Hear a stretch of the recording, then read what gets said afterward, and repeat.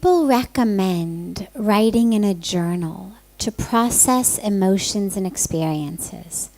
This feels like being too much in my head, which I thought I should be avoiding.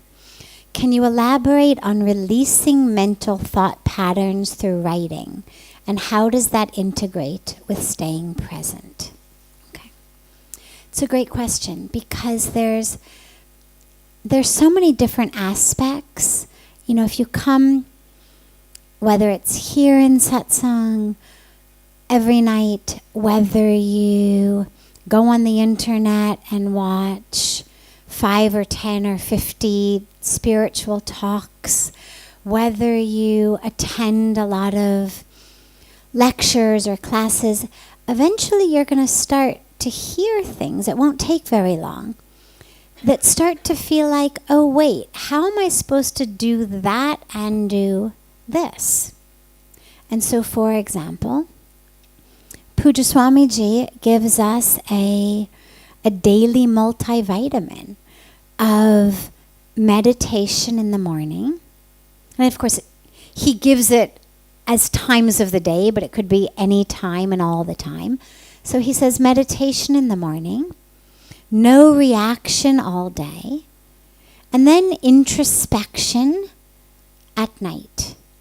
Where do I stand? How was my day? Did I lose my temper? Did I not lose my temper? Did I move through the world as the divine being I know that I am? Or did I move through the world as my identity and my title and my body? Even there, you have 3 completely different mental processes. Meditation is a stilling of the mind. Bringing the mind back, whether it's to the breath, whether it's to a mantra, whatever may be our object of meditation. No reaction is going to be a technique during the day, meaning respond, not react. We're not light bulbs that go on and off. Requires thinking. Because no reaction doesn't mean ignoring it. He doesn't say meditate in the morning, ignore everything that happens all day long, and then introspect on it in the night. It's not ignoring. You're there, but you're not reacting to it. And then introspection in the night, at which point we think. So, yes, we're supposed to stay present. But staying present does not mean that I don't take advantage of the powers of contemplation and introspection that I have. It simply means I know when they have a place and when they don't. So, for example, meditation is very different from contemplation. Meditation is very different from introspection. Meditation is very different from writing in a journal. So in meditation, our goal is still the mind. A thought comes. Pretty much regardless of what form of meditation you do, it's going to be some type of technique to free yourself of that thought as gently and peacefully and quickly as possible, and bring yourself back, whether back to the breath, back to the mantra, back to what you're being aware of, back to the prayer you're chanting, whatever it may be. So if you have a thought, let's say, a thought comes while you're meditating of anger. You're not going to analyze it. You're not going to go back over what was it that made you angry. You're going to just bring the awareness back to the breath, to the mantra. And yet, when you sit for introspection or you sit for contemplation, that's the time to say, God, I was sitting in that room with 10 people. Somebody said something. Nobody else seemed bothered by it. why did it bother me so much? Did it bother me so much that it's coming up in my meditation? Why did it bother me so much that here I am 8 hours later thinking about it again? Or maybe it bothered me so much that at the time I lost my temper. I said something I shouldn't have said. I did something I shouldn't have done. So in introspection, we think about it. They're not the same. But they're both critical aspects of a spiritual path. You know, one of the concepts that we speak about sometimes is something called the spiritual bypass, which is a concept that I've heard explained very, very beautifully by a Buddhist meditation renowned expert from America named Jack Kornfield. And a spiritual bypass is basically having deep, beautiful, amazing spiritual experiences and assuming that because you've had them, you therefore are done. And you no longer have any issues, and anybody in your life who might suggest that you had issues, clearly they have the problem. They're not as enlightened as you are. They are, projecting on you. We use whatever lingo we need to use to deflect the issue off of us and onto somebody else. So I've had this great experience of God. You and I are having a fight. You say to me, please don't get so angry. I say, I'm not angry. Are you projecting anger on me? That must be your anger, right? As I shout down the walls. Many of us have had the experience, I know I have, of saying to someone, please calm down. I say, I am calm. What do you mean? I'm really calm. You're the problem. Like, okay. I share this here because this is a perfect example of what we would call a spiritual bypass. You've had a spiritual experience, beautiful, wonderful, no doubt, and you still have a psychological process that is impacting your life. One did not negate the other. And when we do a spiritual bypass, it is negating. It's basically saying, because I've had this beautiful spiritual experience, I therefore cannot possibly have anger issues. I cannot possibly have ego issues. I cannot possibly be living in any sort of illusion.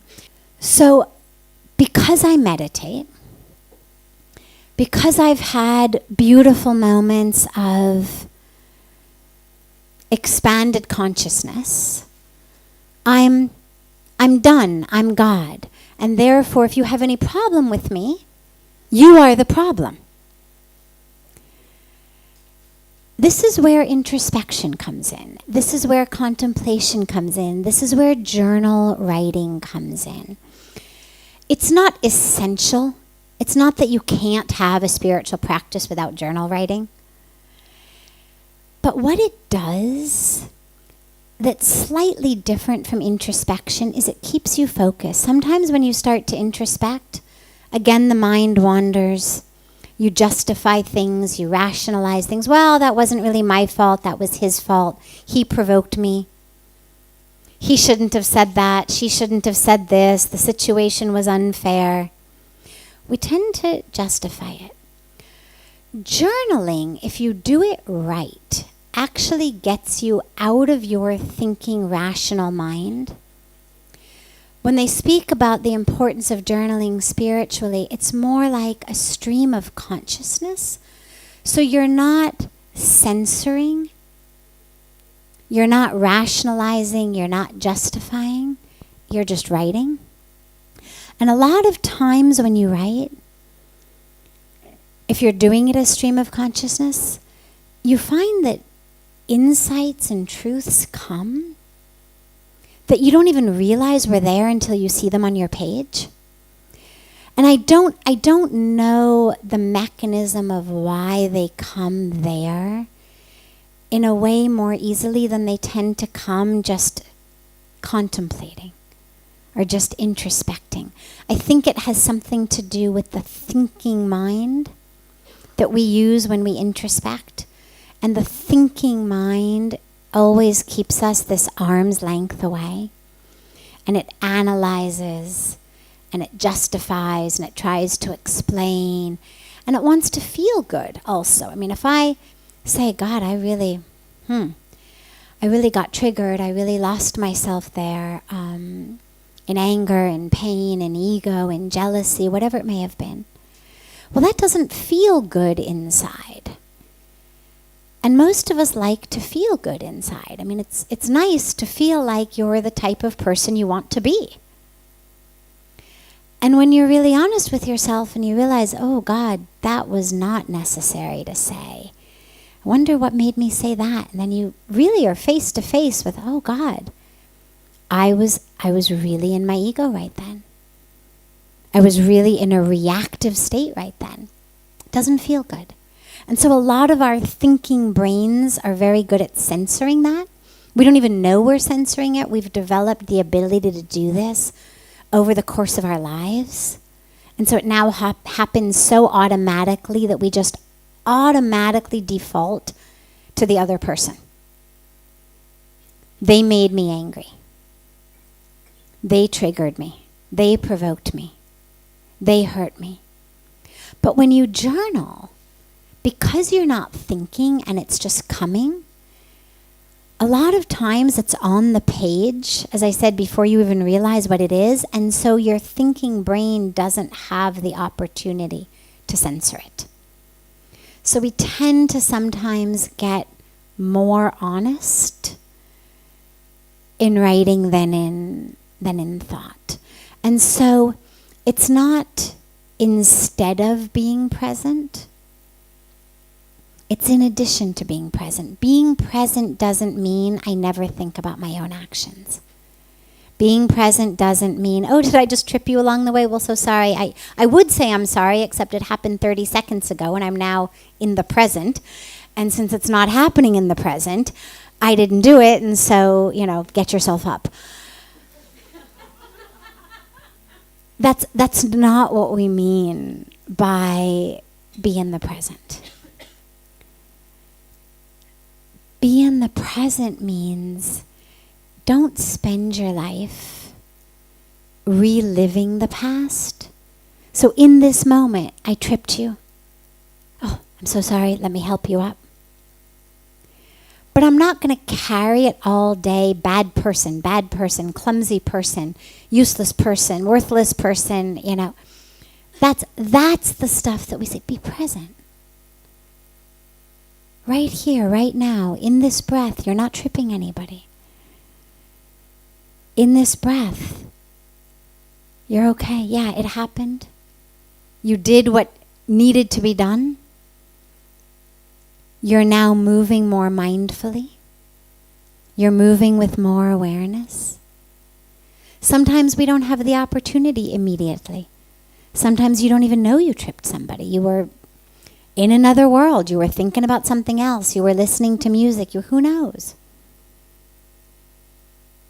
And you don't even realize that it happened until days or weeks or months later. Well, just because it happened then, it's up in the present. It has become part of your present, which means to be present is to be present with the fact that you now have a piece of information. Well, so you deal with it then. I'm so sorry I tripped you at that time. I was moving without awareness. I was moving without mindfulness, whatever it may be. But being in the present, again, it doesn't mean I don't plan for my future. Puja Swamiji always says, failing to plan is planning to fail. So be present doesn't mean, I'm just going to blow through the universe like a leaf. It doesn't mean I don't look back on my life. This is what introspection is. We look back. All right. Where have I come? How am I moving? But it's important to understand it's not meditation. And so these are all important aspects of our life. It's like, you sit down and you eat a thali and you get vegetables and you get dal and you get rice and you get a chapati. And, people emphasize eat your vegetables, eat your vegetables. Well, yeah, you should. But that doesn't mean that you shouldn't also eat dal. And it doesn't mean that you shouldn't also eat rice, because actually all of them together are an important part of the diet. And so being present in the moment is very important, but not to the exclusion of introspecting on my life or planning for tomorrow.